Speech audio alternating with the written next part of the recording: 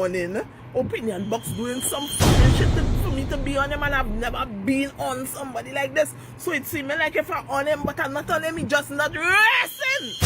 So here, on this year Emancipation, I need again to come with my other correction for this big thing, dirty sellout of a black man who is not a black man, who don't even deserve a cookie from we race. Let me see what you do now. This is if sellout was a person.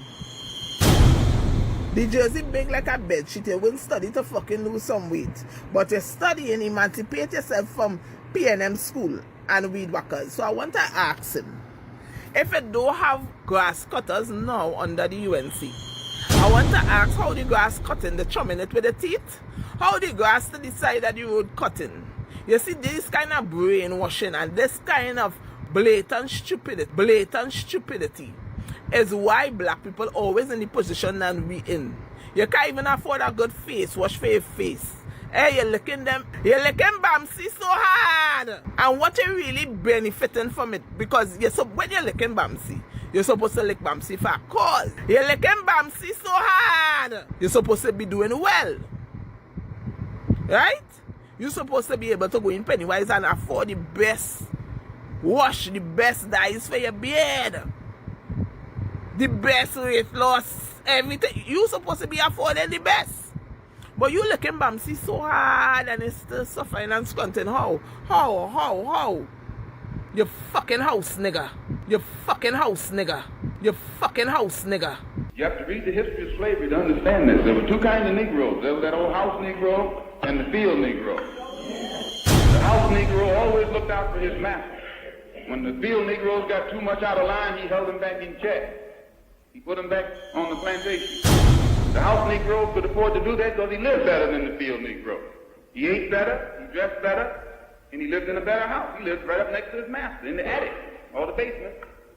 He ate the same food his master ate and wore his same clothes. And he could talk just like his master, good diction. And he loved his master more than his master loved himself. That's why he didn't want his master hurt. If the master got sick, he'd say, "What's the matter, boss? We sick?" When the master's house caught a fire, he'd try and put the fire out. He didn't want his master's house burned. He never wanted his master's property threatened. Team wrap it up is here. Opinion Box and Kingsley. They put crazy and crazy together and come up with craziness. Yes.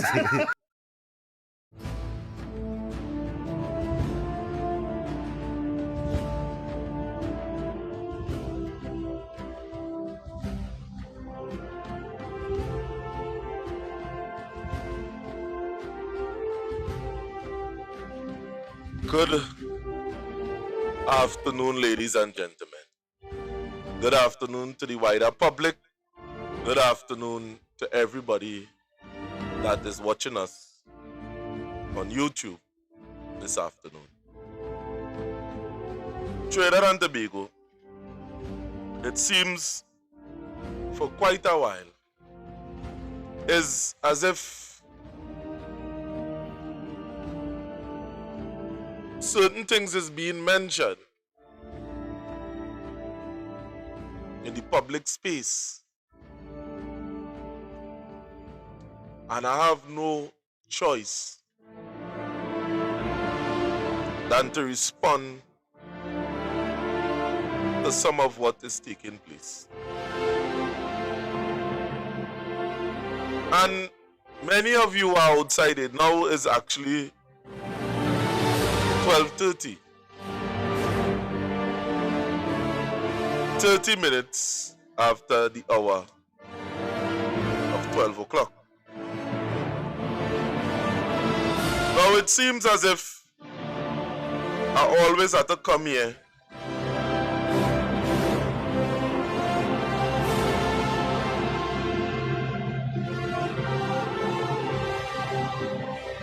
to talk about the many issues that is taking place outside within the public space.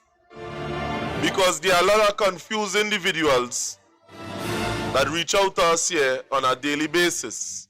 And what we do, we come back on the channel, on the platform, on the Workers' Rights 866 platform on YouTube, as to bring clarity to the many things that you are observing outside in the public that sounding queer. So many of you would have seen on Emancipation Day that plenty people would have booed the government concerning what is taking place, concerning the blatant disrespect, the unconcerned behavior of this Prime Minister. And just shortly after, this gentleman here, opinion box, would have been seen with a jersey marking out "Free yourself" from PNM schools. Yes, PNM education. And just yesterday, I would have been drawn by the spirit as to talk, emancipate yourself from PNM schools. To talk about this issue and why it is so disrespectful what this gentleman would have done. Now, this gentleman does be on 104.1. Just now, I'm going to get this station. I'm going to get this station because I want to be able to hit it. Yes. Yes. Talk City 91.1. That gentleman there, many of you know him to be Opinion Box. And he is known for his bold commentary throughout social media. And Trinidad, if you was to go back and look at all the broadcasts we would have done, because sometimes some of the people there say, but you need to do a broadcast on this, when we would have first talked about Michel Benjamin. But this brother, we would have known him.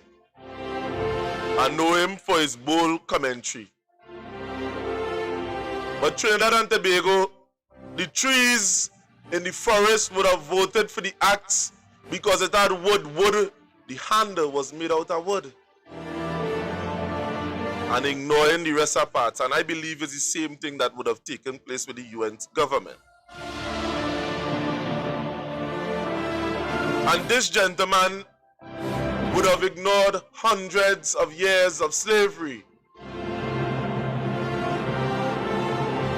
And he would have placed "Emancipate yourself from PNM schools," not knowing the weight of the word emancipation, or he might be know it very well and decide consciously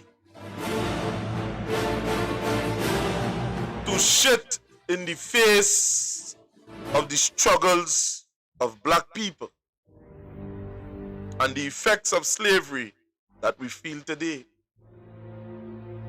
Now, honor is not found in forgetting the storms that shape us, but in standing strong enough to ensure that those who endure them are never forgotten.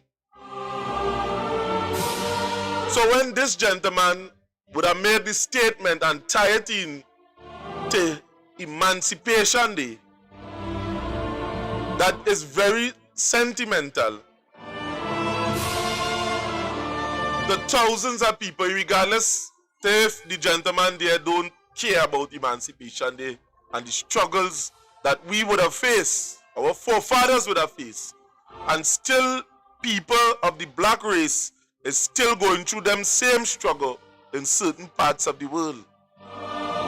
So let me repeat, honor is not found in forgetting the storms that have shaped us, but in standing strong enough to ensure those who endure them are never forgotten.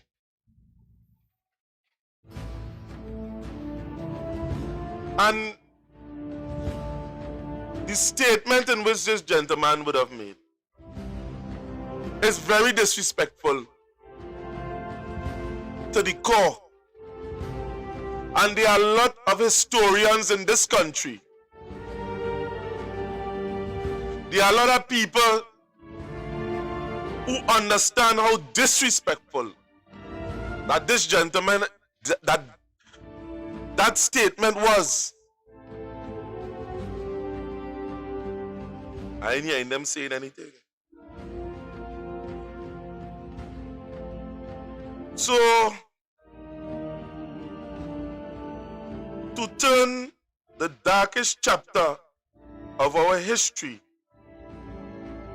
into punchline is to dishonor the very shoulders we stand on.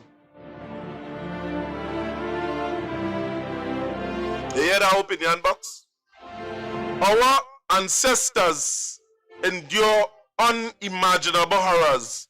The chains, the loss of human identity, and the brutal theft of their freedom, so that we could one day have a voice. When we mock that history from within our own community, we trivialize the struggle that cost millions their lives and their dignity. Honor has its place in healing, but reducing the bondage of our people to a cheap laughter script. Yes. Yes, let me bring back that part.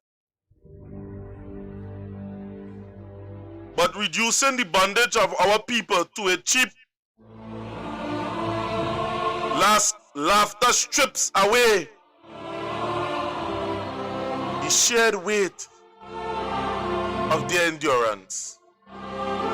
It tells the world that our deepest scars are meaningless and that our pain is open to disrespect, even by our own hands.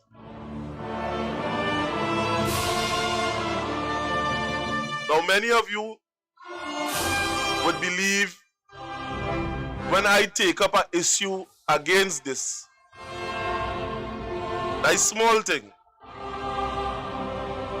We cannot demand that the world respect our humanity, but if we treat our legacy with contempt,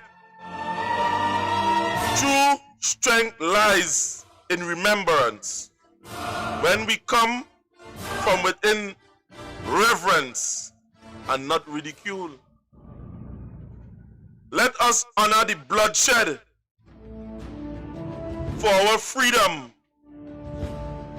For our freedom by holding our history high.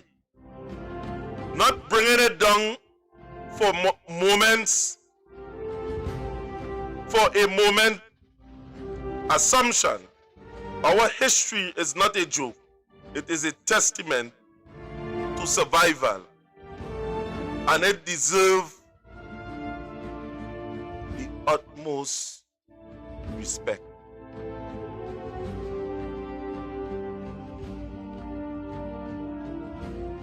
Now that piece, yeah, somebody would have listened to the show yesterday and would have sent that in a text message. And I would have said, boy,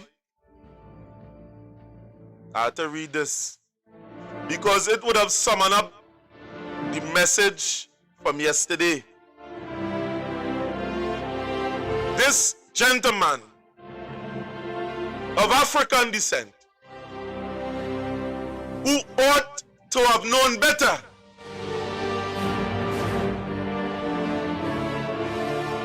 would have disrespected the black community Trinidad and Tobago. Based on the syntax of words he strung together, emancipate yourself, which already is a powerful statement to black people. from your P&M school, he turned this thing political. When we ought to remember the struggles of our forefathers. This human being would have seen it fit Trinidad and Tobago to disrespect thousands of people that would have fallen underneath the whip. He disrespected all of that. And still, he make his presence felt every evening on Talk City.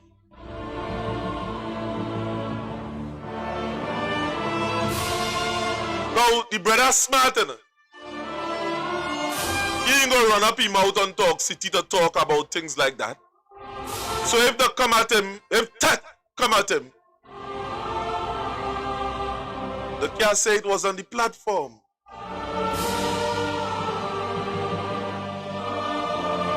But one must be prudent, Trinidad and Tobago, that when you are in public life and employed with the citizens' money, you must be circumspect to a certain point.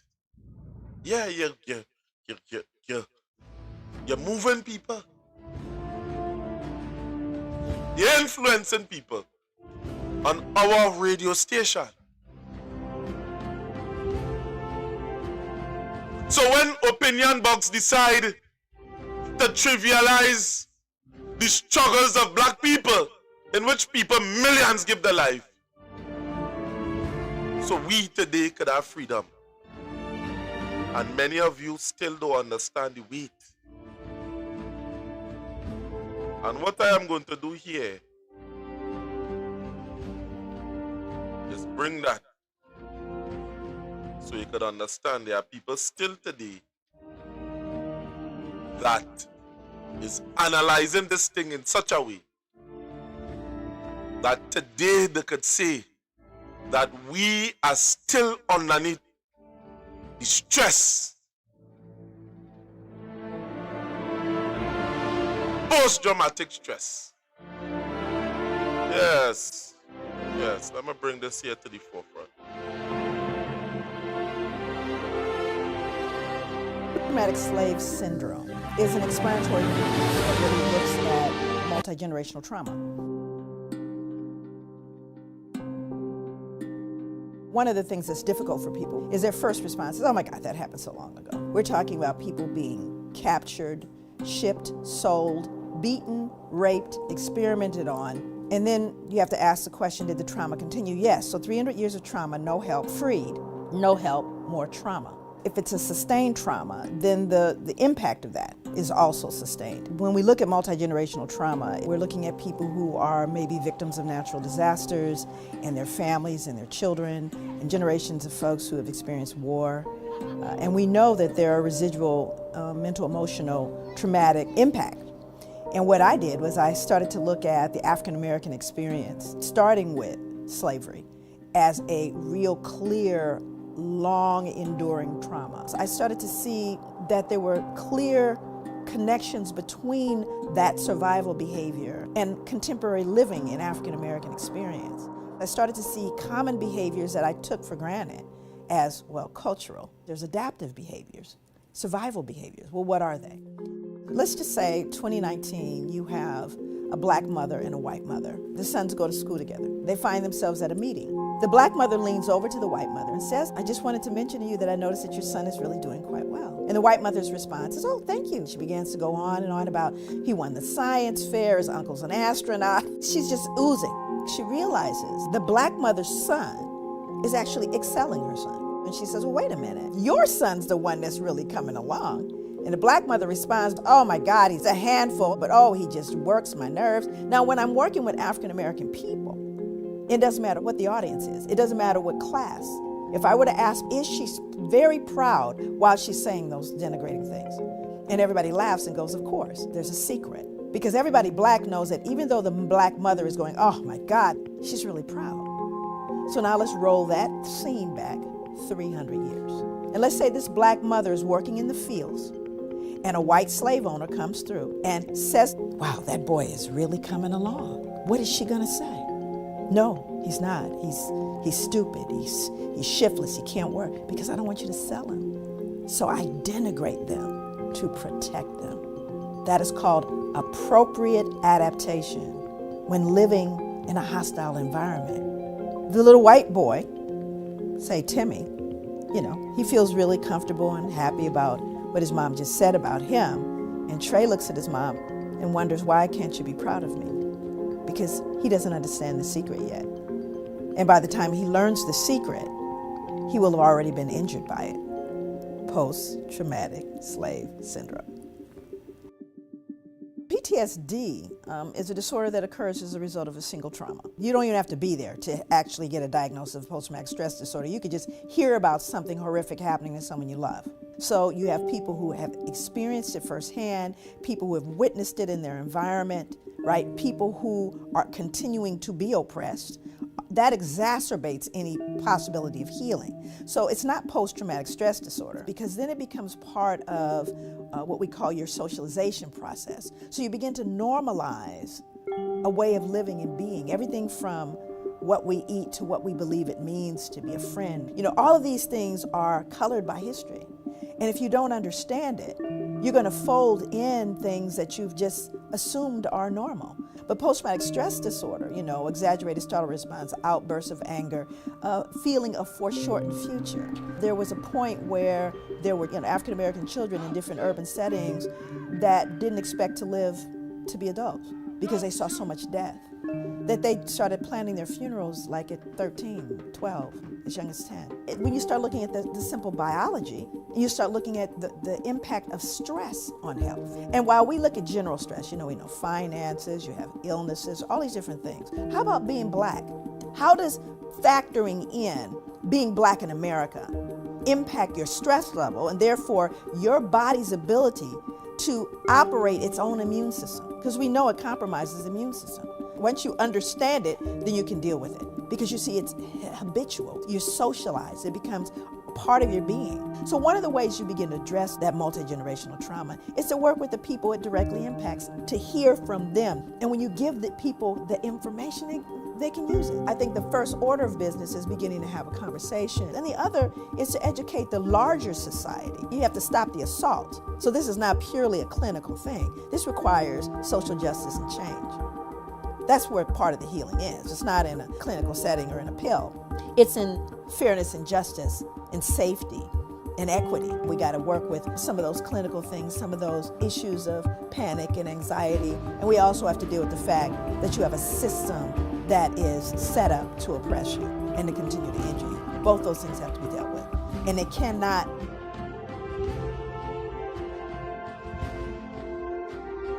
So Trinidad and Tobago, when we see this gentleman here keep on coming and making himself look like an idiot and not understanding what this Emancipation Day is about. Now, if you understand, I bet you ain't joke about it like this, innit? Because this is not something to joke about. This is not something to bring into any political spectrum, where it is you're making these type of cheap slogans and it coming from members of the black community.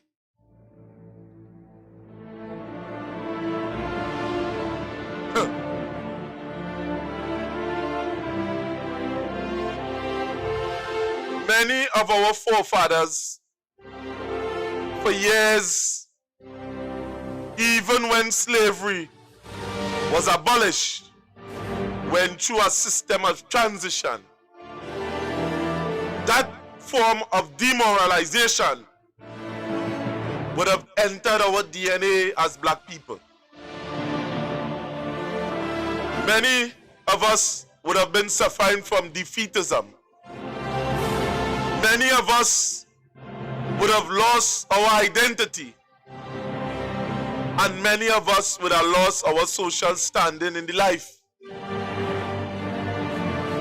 All of these were effects of slavery. Yes, all of this was effects of slavery. Because it would have passed on from one generation to the next. To the point that we believe, some of us, that we must be subservient to a race of people.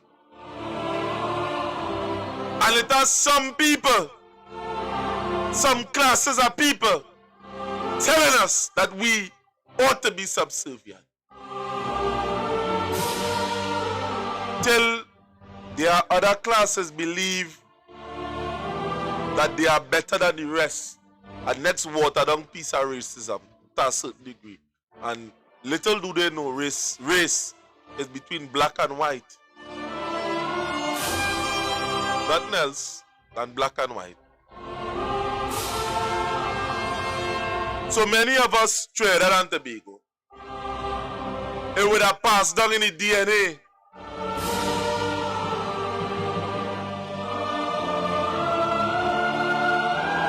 And when we see brothers like them behaving in the way that they behave, knowing that they are employed with the UNC government, and they're doing that to black people, we must understand what the UNC is all about and what they are willing to accept to maintain the status quo and how far they are willing to go. Now, members of the Emancipation Committee, people from the public, is free to attend that event. Free to go, free to participate. A matter of fact, it ought not to be political. So we would have played this video here, and some of the comments that I would have heard is that the woman that would have opposed Michelle Benjamin concerning her behavior towards the general public or towards the committee of itself, run up with mouth, people say, boy, there's a PNM. Let me play that video. And I will bring back a tape in which we would have done an interview with Michelle, based on what Michelle Benjamin have been doing with certain committees. I ain't gonna be able to play the whole thing. I'm a tough fuck. Nah, I ain't gonna play the whole. I ain't gonna play the whole thing. I want you to understand. And when we bring up issues like this, many of you outside here, you hear what I say? Why? You hear what I say? Yes. Let me get the interview. Sorry about that. Let me get the interview.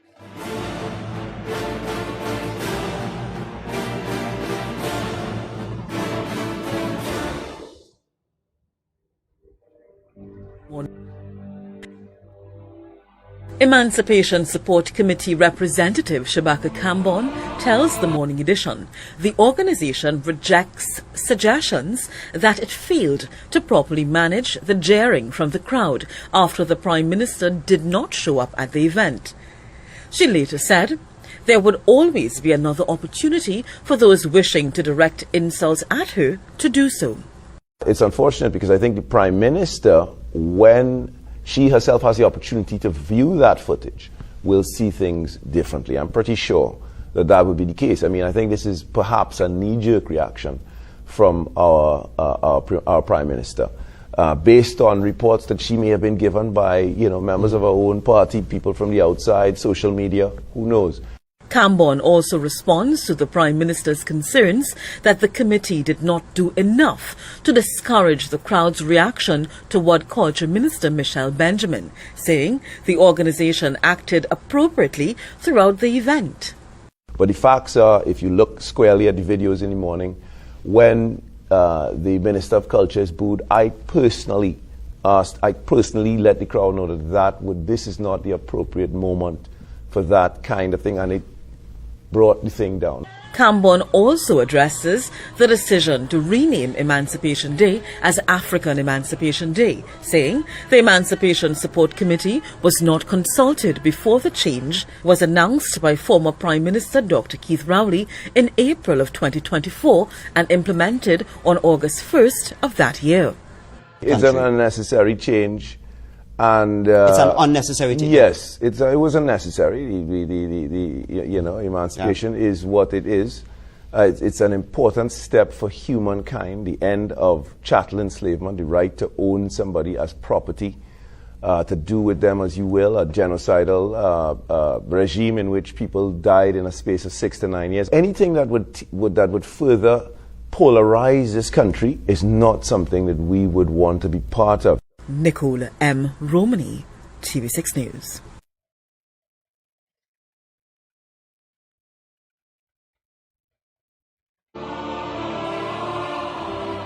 So, they're blaming the government, they're blaming the Emancipation Committee, a matter of fact, for how the people would have behaved towards Michelle Benjamin. And really and truly, at the end of the day, we here, they have no control over that. If people feeling disgruntled concerning certain things, how you gonna know? But the government would have tested. I ain't seen this interview, but anyway, there's a video that where we would have did a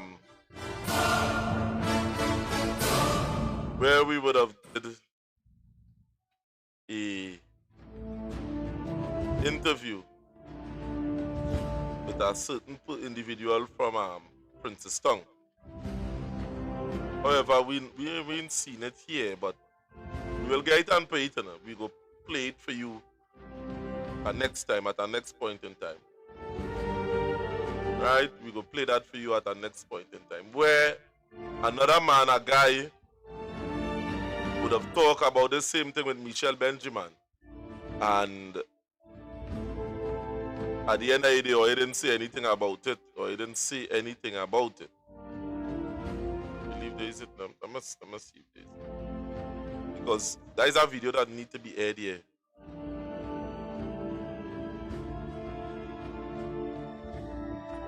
Nah, that is not it. But the gentleman would have a lot to say concerning Michelle Benjamin.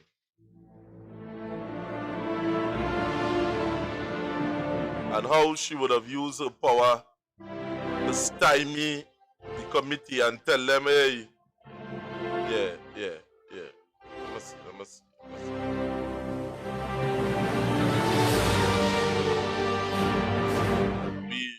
We had that tape here right now. But I'll do some digging to find that tape.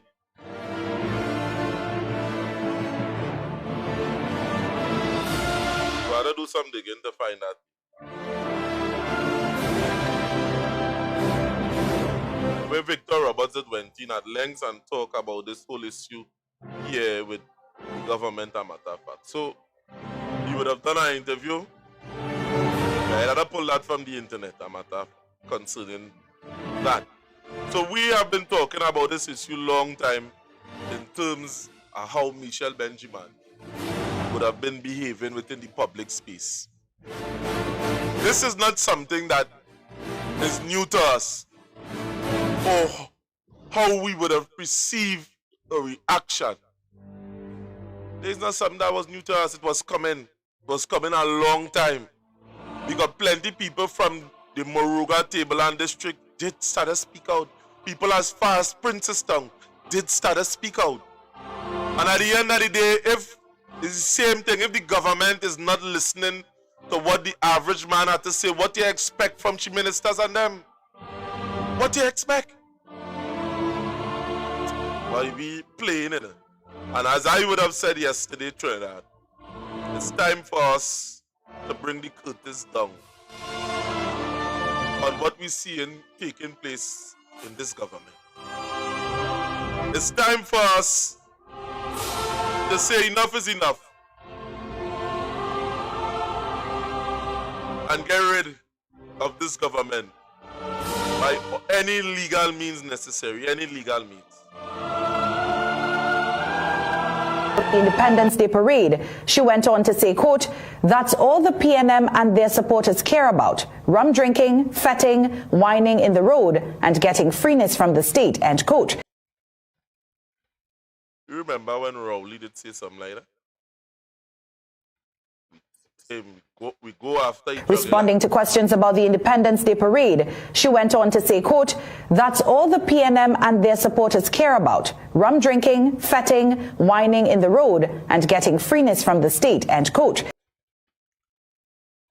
That is a statement from we, Honorable Prime Minister. That is a statement from the Prime Minister of this country. And it's simple, you know, it's simple. As a community, we are the reason our young persons, our youths, and their bloods are in the streets of not only Port of Spain, but throughout Trinidad and Tobago. If we do not stand together as an African community, who will stand for us? We have to fight for ourselves, and we have to fight for our dreams.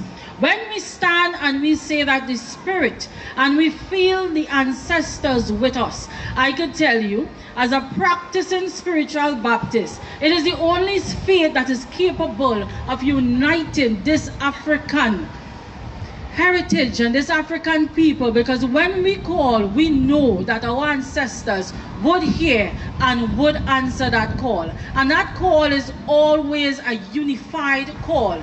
And that call is echoed in the sentiments of the Cabinet of Trinidad and Tobago, led by Kamala Persad-Bissessor. And I stand proud as part of that cabinet. And I stand with you here this morning, and I will walk that freedom walk, because freedom is not just the clothes we wear, the texture of our hair. Freedom is who we are as a people. It takes many of us to get here. It took many of us standing and educated in different spaces that help us achieve freedom as a people. And it will take many, many more to stand with the young Africans of Trinidad and Tobago and to educate them, to emancipate themselves from mental slavery. So my brothers and sisters, I stand with you. I am a proud Trinidad and Tobago citizen. And we will walk this freedom walk this morning, and we will remember our ancestors. Sister Zakia, you said something with regards to my accessibility and that of the ministry. I want to tell you, I know when we met last year, you had several debts that the Emancipation Support Committee to this time cannot honor. I want to tell you that myself and the rest of the ministry, we are working to make sure that that commitment and that this festival grows. You have my commitment that every year we will be here, your crowds will be bigger, and the entertainment would be bigger. And of course, we will help you build. That is my commitment. So I thank you, my brothers and sisters, my elders that is with me and standing in front of me. I thank you. And it's with you that we will succeed as a people. And the youths of Trinidad and Tobago, the African youths of Trinidad and Tobago, we will remember our mothers, our fathers, our elders, our aunts, our uncles, our cousins, that stands with us. And the young people of Trinidad and Tobago, the African young people of Trinidad and Tobago, you have a young, able-bodied, Member of Parliament for Murga Table, and that is the proud Minister of Culture and Community Development that is here to ensure our culture lives on, not only in the dance performance that graced this honorable street this morning, but in all throughout Trinidad and Tobago, in every theater space, in every school, and in every village. That is the commitment of Trinidad and Tobago. That is the commitment I give to you, and that is the commitment of the Cabinet of Trinidad and Tobago. Freedom, freedom, freedom is ours. Freedom is ours. Freedom is ours. We will remember that you promised food tomorrow while we are hungry today. We will remember that you promised food for tomorrow while we starve today. We will remember.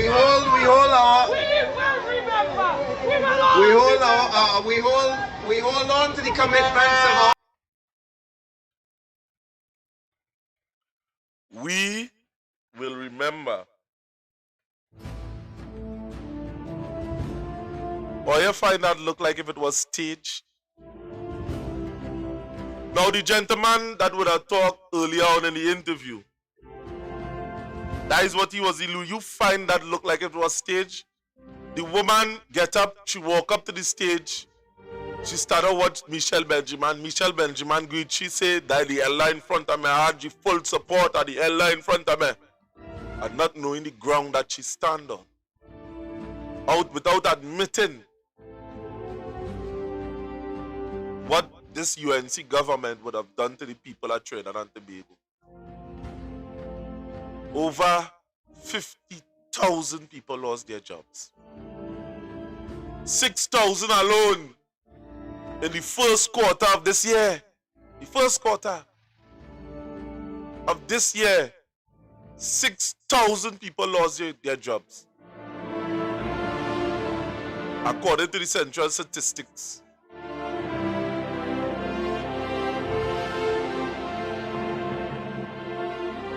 So we have a problem where this UNC government is concerned, in which they are not taking blame for the hurt on the population.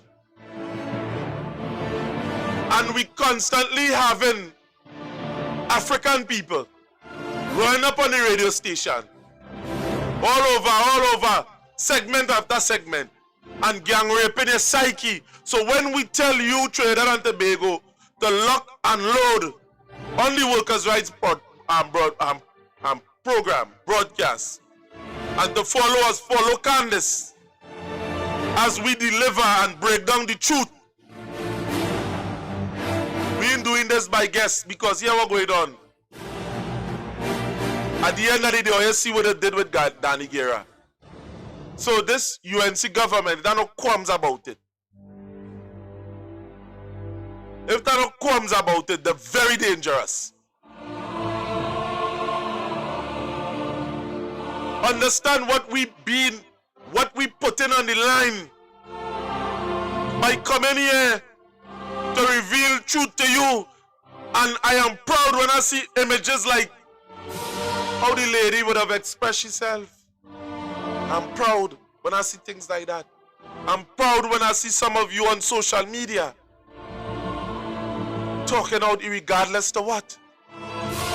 That is the type of rippling effect we need. I am proud when I see Glasgow highlighting what is taking place within her churches.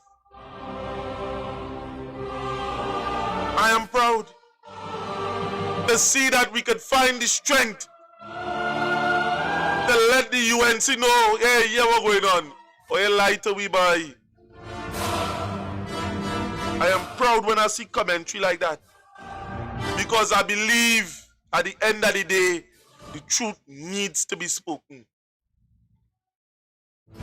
So coming back to the topic at hand, Trinidad and Tobago.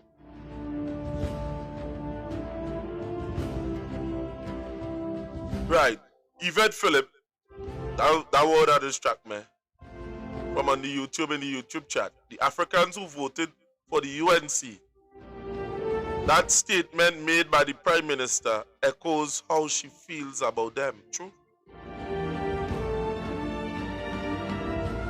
It was blacks that emancipate you. You can't manipulate that.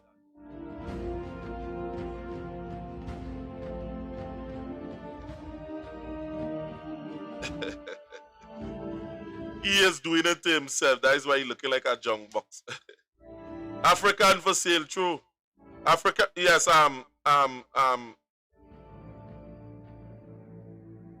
right. So the person, we want to make here,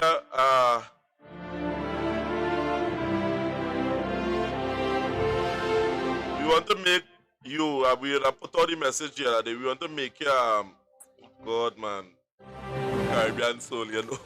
I know who he is, right? Right, Caribbean soul, I know who he is. Yes, oh God, oh God, oh God, oh God, oh God. But I ain't ready for you yet. I ain't ready for you yet. Trust what I said. We have something, we have a file on here. Caribbean soul, I ain't ready for you yet. So, I'm going to leave that alone for now. I'm going to leave that alone. We have a file on here. And yeah, we're going to deal with that in some time to come. But Trinidad and Tobago, right now they're trying to hide the issue of what is taking place within this country. And the thing about it is this, everybody know what's going on except you. Except you, the average man. Look, Roger talk about it, but yet still, stupid commission, I'm Minister of Homeland Security. They change it up so much. You Homeland Security Minister, no easy problem, innit? You know easy problem. Right. You know easy problem.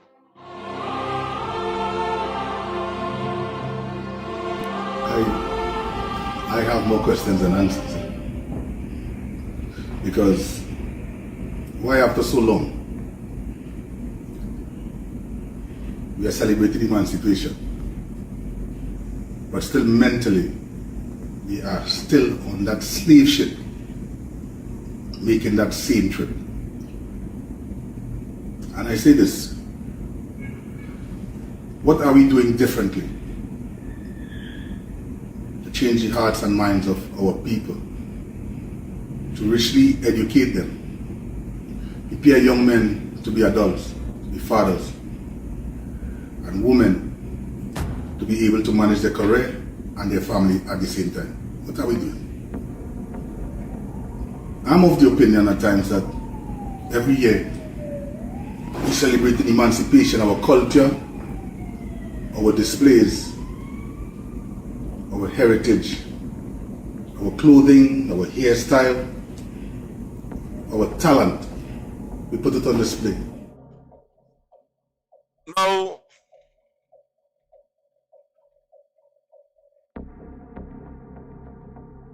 what Roger Alexander is saying to you there, in a nutshell. You see, when people don't want to take responsibility for certain things, they talk within a particular way. Many of you here emancipate yourself from mental slavery, right? That's about my life. None but ourselves could free our mind. None but ourselves could free our minds. Now, it's easy to point a thing within the society to say that, all right, we are not free. And that is entertaining what we call the paradox of freedom. Now,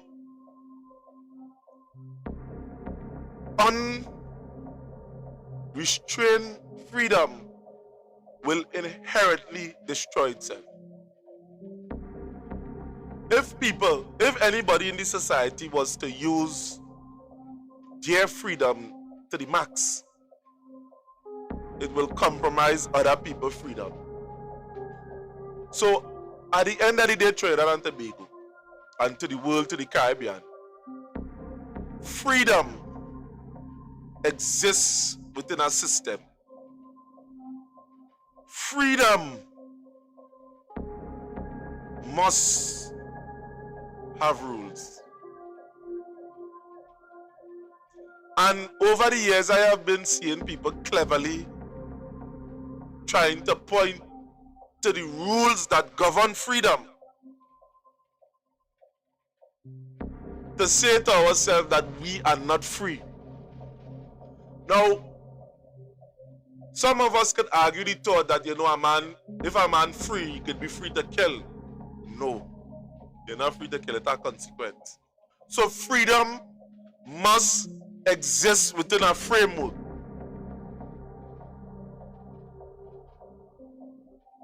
And that framework must now apply to every single human being. All.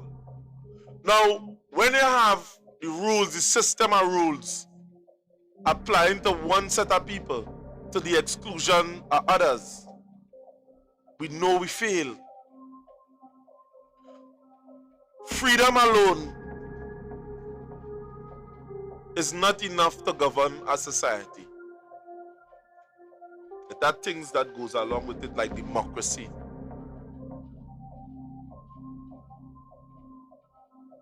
The justice system, the police force,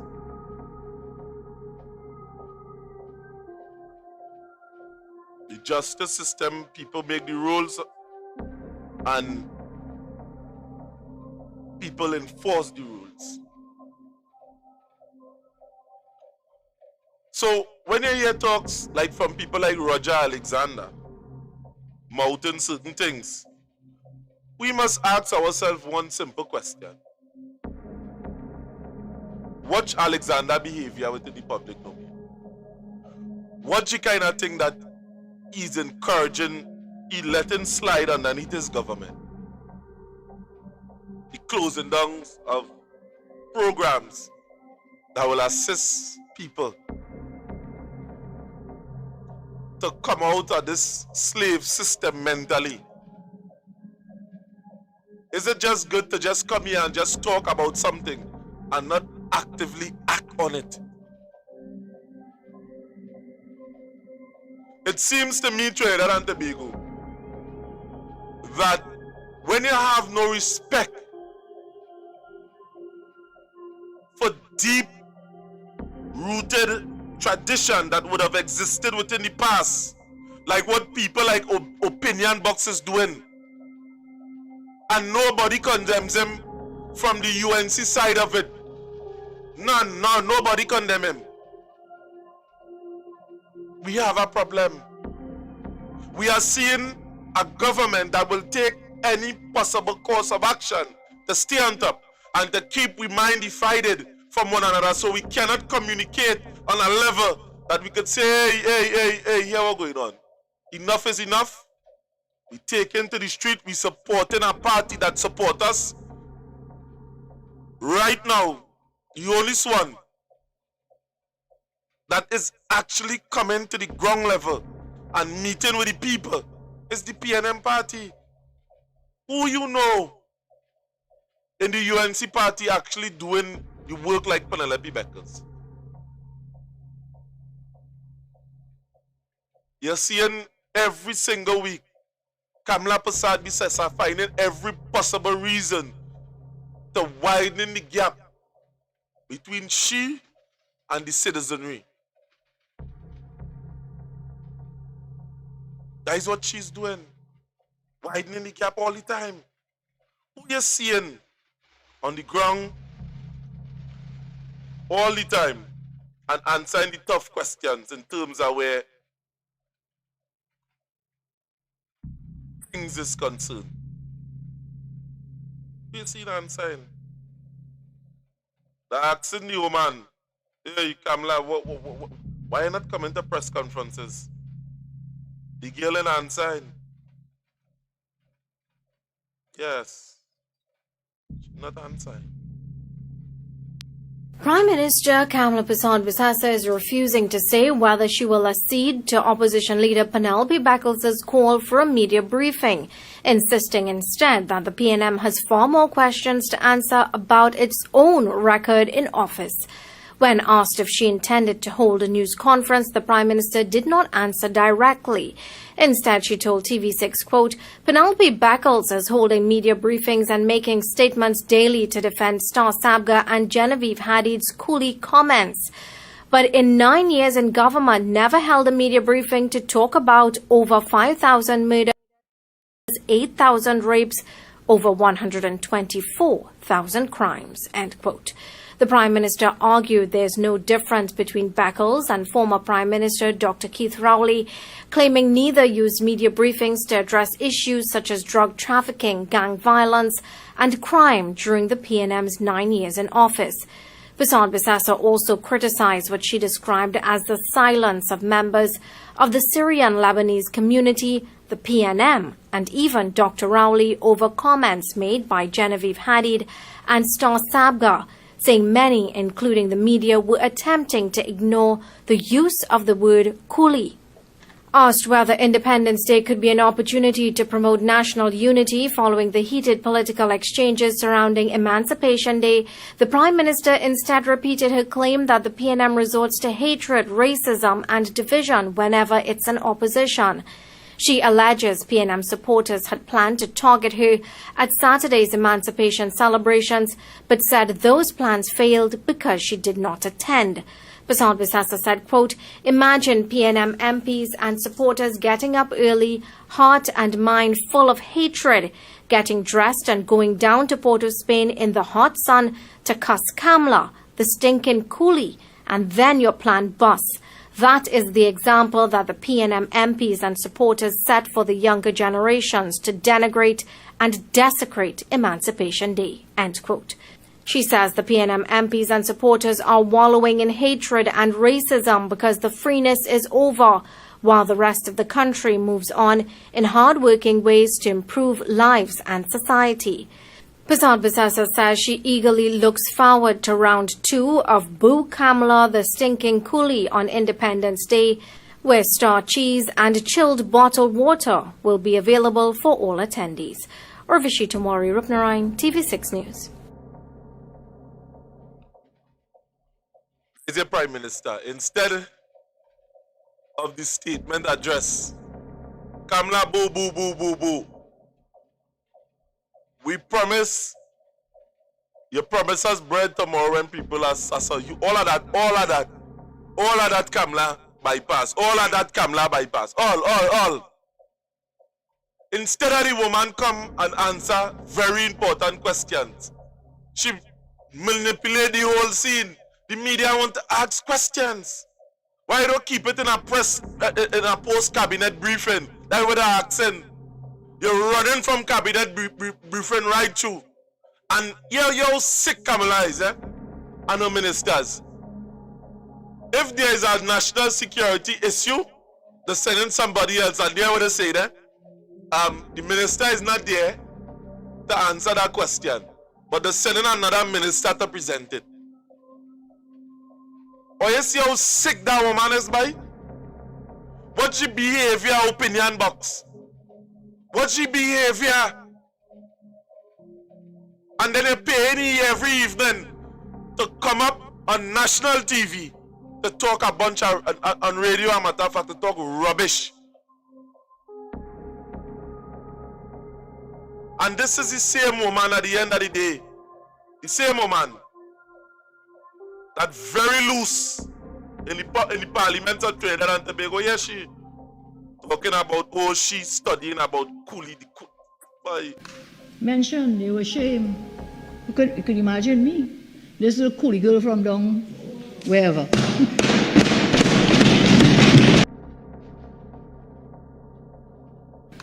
Mention they were ashamed. You could imagine me. This little coolie girl from down wherever.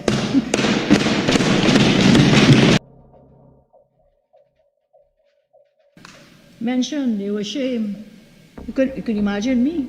This little coolie girl from down wherever.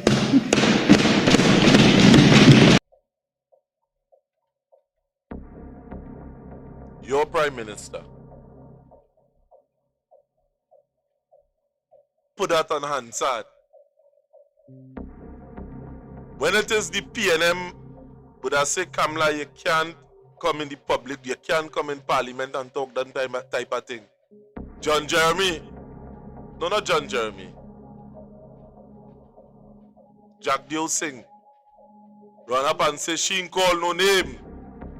But it was an epithet that is used to describe the whole of the East Indian and them. It's a derogatory term. And this Prime Minister, before all of this take place, she run up in Parliament and talk that. Put that on answer.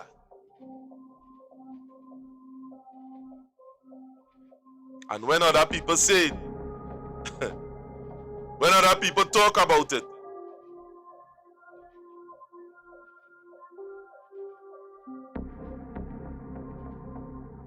when other people mention it,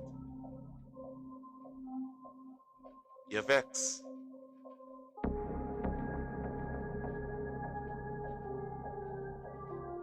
Let me tell you what is the real reason why Kamala vex concerning that statement. No matter how much money you make,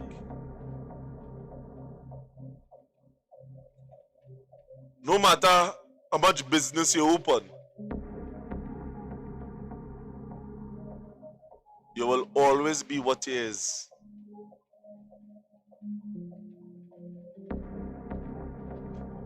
So to them that run up in the UNC party and feel they accept you for what you is, they don't.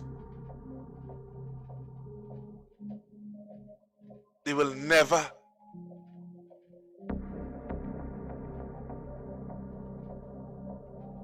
Because you see, the leader of the party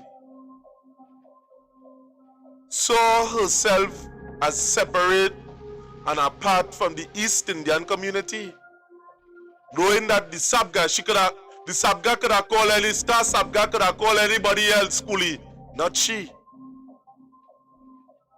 And that is what she vexed for. That is what Kamala is vexed for.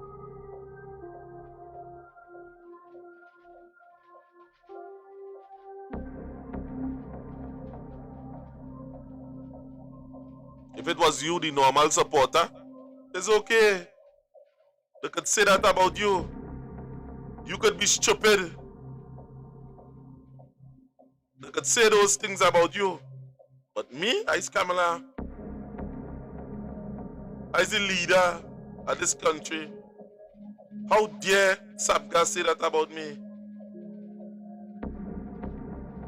Yeah, that is Kamala behavior. That's why she vex so. That one hot she in she soul in her. She can't take that one at all.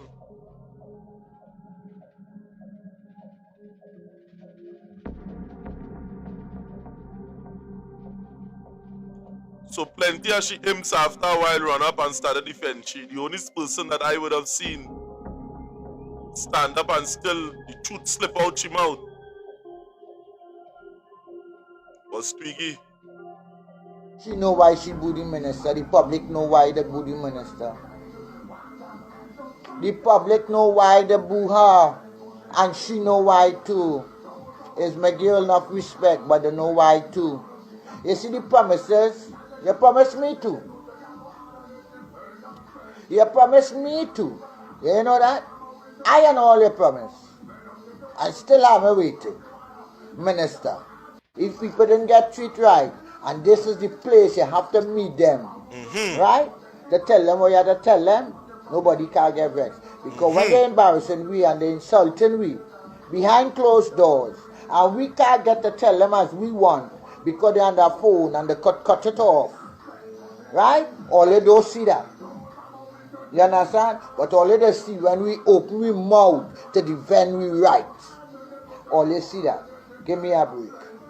Emancipation. But you see the mama guy,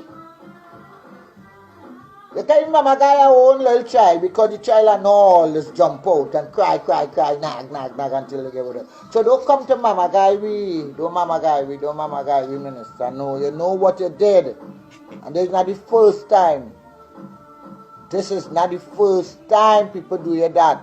Wake up from that sleeping. If you're sleeping, I like you, no, you know that too. I like you. Just the day before me and you was talking on the air. But you see the Mama Guy, people can't take that. Minister of Culture. People can't take that. All you could come to defend all you want.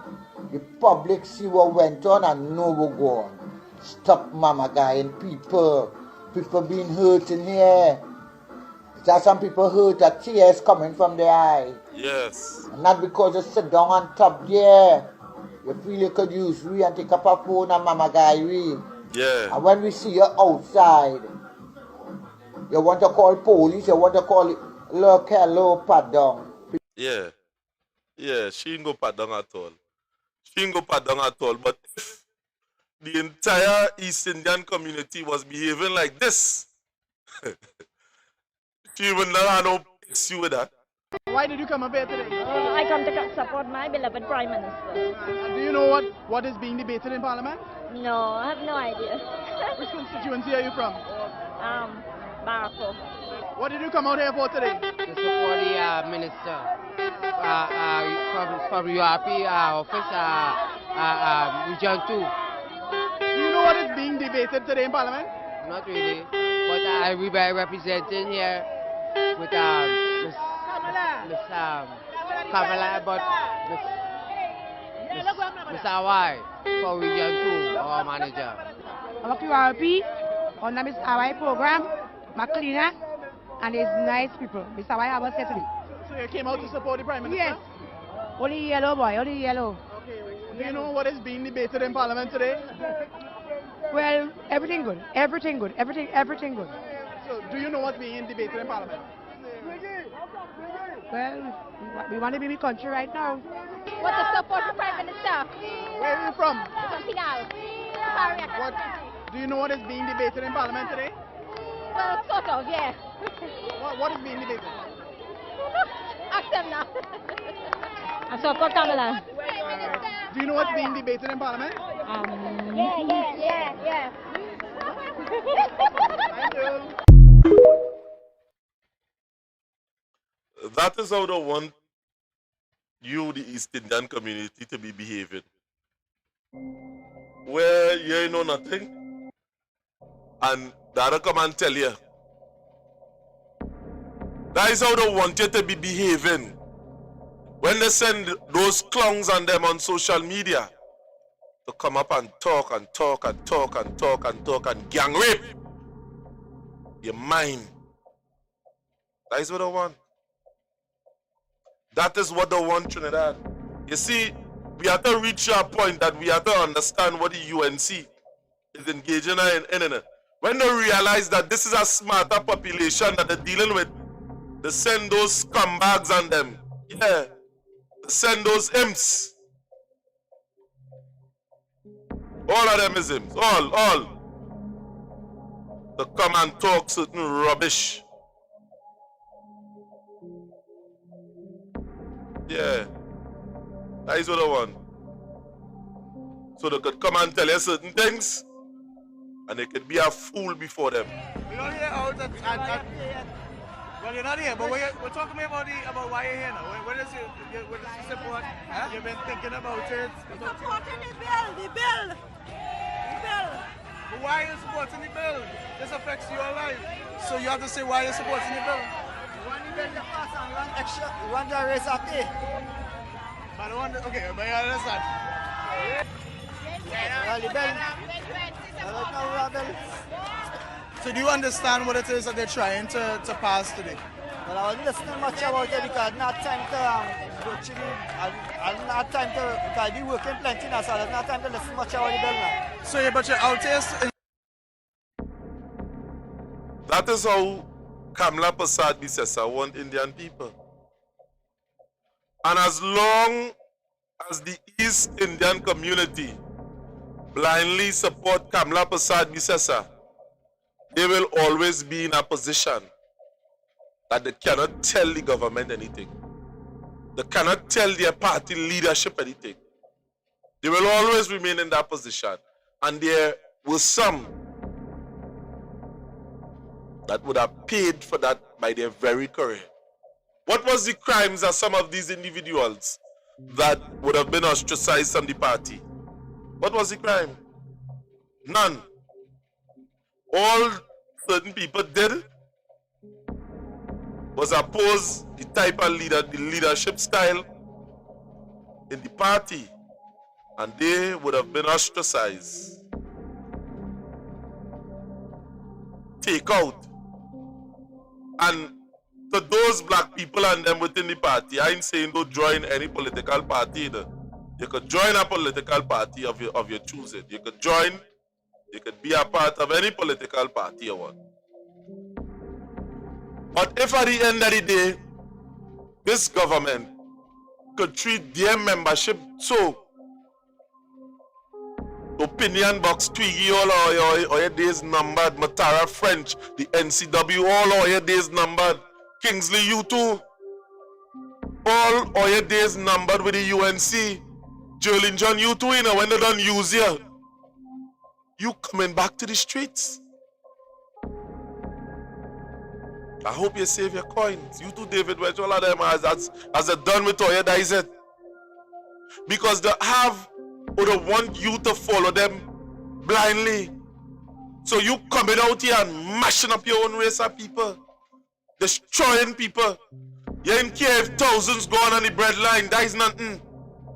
You so desperate to win. You so desperate after a man, Caribbean soul. You're so desperate that you will do anything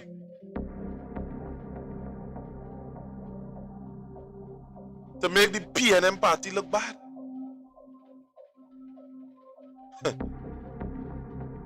I know you know.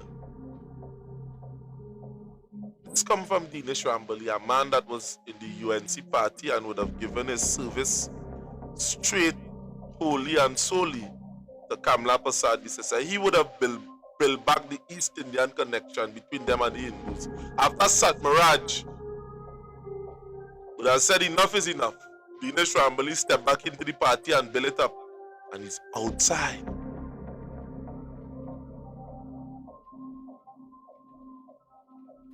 Do you think that they didn't know that that 6 a.m. broadcast was a rebroadcast? Furthermore, the leadership has created and fostered an internal culture where all attempts at scrutiny and accountability are shut down, conducting itself as an unelected monarch rather than the leader of a party, accountable to its members and the country. More recently, a sinister narrative is being encouraged where those with reservations about the way in which the party is being managed are now being labeled as PNM agents. This type of insecure and undemocratic behavior would easily fit into the authoritarian regimes of North Korea. I am under no delusion, ladies and gentlemen, because I know this might be a question the media will want to ask. I am under no delusion of the political retribution and malicious attacks which will be hurled at me as well after this press conference. I am under no delusion about that. But if I choose to stay quiet, I would have failed my people, my faith, and my conscience. In the national interest, there really is no other choice. And I too expect to be called an agent or an affiliate of the PNM because that is what the present leadership does when it cannot process the truth. But I am no PNM. And so I want to send the message to them. They can start looking for excuses to explain me away.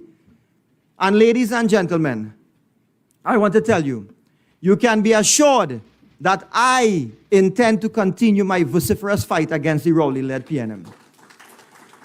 If anyone visits the UNC Facebook or whatever they call it, Facebook page or website, they will not see contributions or press releases or any work being done by several UNC MPs, including myself. One must question, why is that? This is nothing short of disrespectful to these MPs and all of them, the people who they serve. It is ironic that while Mrs. Kamla Persad-Bissessar demands accountability from this failed Rowley-led government, she herself is sidestepping accountability. And she's sidestepping accountability of her own actions. She has singularly introduced the idea of inheritance tax as a proposal of the government, as a scare tactic for persons to turn to her for deliverance. I myself am clueless when people ask me, but you are a lawyer, you don't know what that is? I say, well, I don't know where that come from. But what it shows is there is therefore no question in my mind that if it is we continue with the leadership as it stands now, we are going to go down the road of gloom and doom. That is what it will be. There is no record of inheritance tax to be introduced by the government up to the time of this meeting. There is therefore no question, ladies and gentlemen, in my mind, that as long as Kamla remains as leader of the UNC, the party will achieve a political credibility rating of nil, and it will limp along losing a third straight general election in 2025. Imagine what that means, eh? Imagine that means that Dr. Keith Christopher Rowley would have won 3 successive elections. Imagine that. I maintain that the United National Congress is the only party, it is the bulwark against this oppressive and brutal PNM regime. But if the UNC is allowed to be destroyed by leadership which is only concerned about propagating its own cult of personality and in remaining in their position to enjoy its trappings, then the future of the UNC and our nation is in grave danger. Ladies and gentlemen, everything I have said here today is being said out of love for our party. It is being said out of love for this great party, United National Congress. The party is bigger, as I said, than any one individual. And it is certainly bigger than Kamla Persad-Bissessar.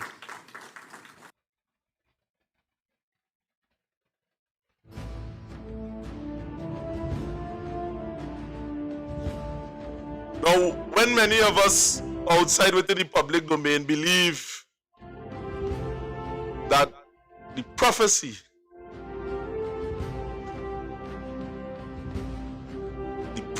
is not fulfilled, we are deeply wrong. Because it wasn't for this general election. It is for the time to come. Because we see in a woman, Kamla Persad-Bissessar, and everything that Dinesh Rambali would have said there, this woman not accepting accountability at all. And when she's cornered and accountability is brought on her doorstep, she shifts the blame. She said IPNM is something that we would have always been observing from Kamla Persad-Bissessar. She's not willing to take accountability. So when people are saying to her, hey, Kamla Persad-Bissessar, look this going on here, she don't want that. It's easy to say it's PNM supporters. That is easy to say. And over 500,000 people didn't vote in this country. So how the hell you could say, Kamla, that them is PNM supporters that disrupt this thing and this? You don't have no respect for other people in society. You don't have no respect at all for those who are on the fence, for those who vote whether or not that what they hear. But I feel at the end of the day, let me tell you something, I feel you had this thing down packing. Or you feel that when election time come or before election, or you can manipulate the minds of people and have them feeling things that is not true. or you feel or you had that luck.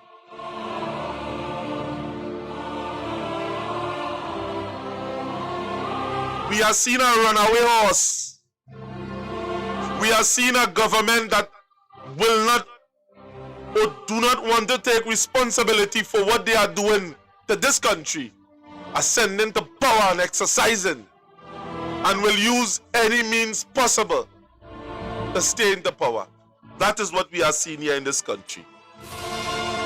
So again, Trinidad and Tobago, my name is Renison Jeffrey. This is the Workers' Rights Platform. We are broadcasting live on the Workers' Rights Network. And just like yesterday, just like the day before,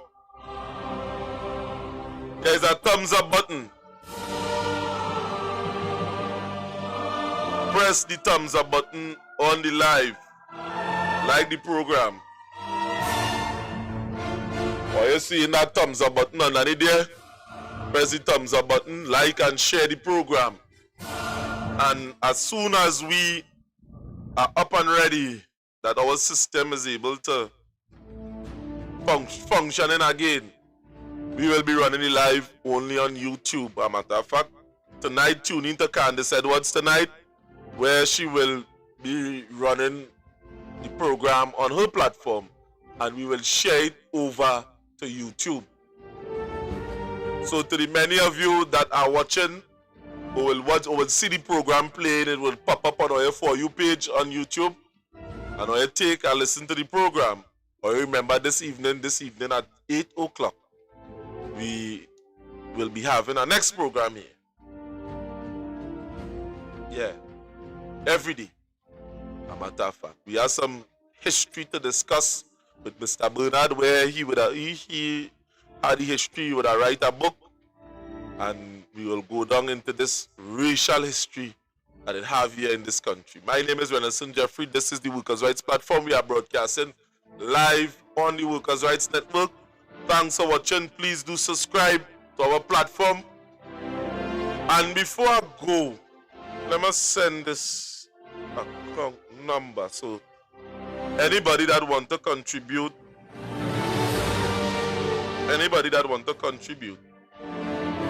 contribute on this account. And to those who would have contributed thus far, thanks. And anything that we are doing going forward. So Candace Edwards is the person that deal with the collection of food items and things in which she distribute. She, together with the rest of the members of the team. Yes, we have certain people appointed for certain things, which she does give out. Yes, I'm gonna send this over.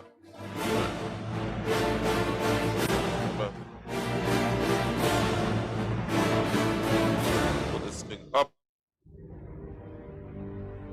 Right. So anybody who want to contribute to the movement itself, the workers' rights movement,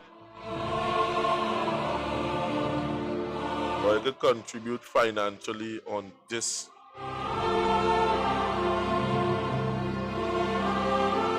On this account number.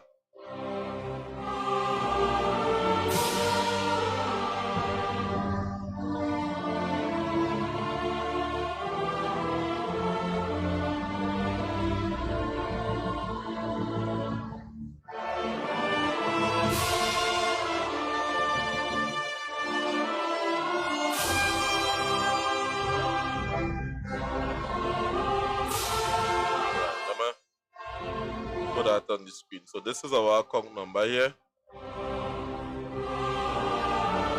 If any one of you all want to contribute financially, and to those who would have already contributed, thanks for contributing. The account number is 970 067 992 801 at any Republic Bank. That's the account number. My name is on the account, Renison Jeffrey, and if you want to contribute anything towards the upkeep of this program, you could contribute there. Thanks for watching. My name is Renison Jeffrey. This is the Workers' Rights Platform. We are broadcasting on the Workers' Rights Network. And I am out Trinidad and Tobago. Thanks. Thanks again for watching.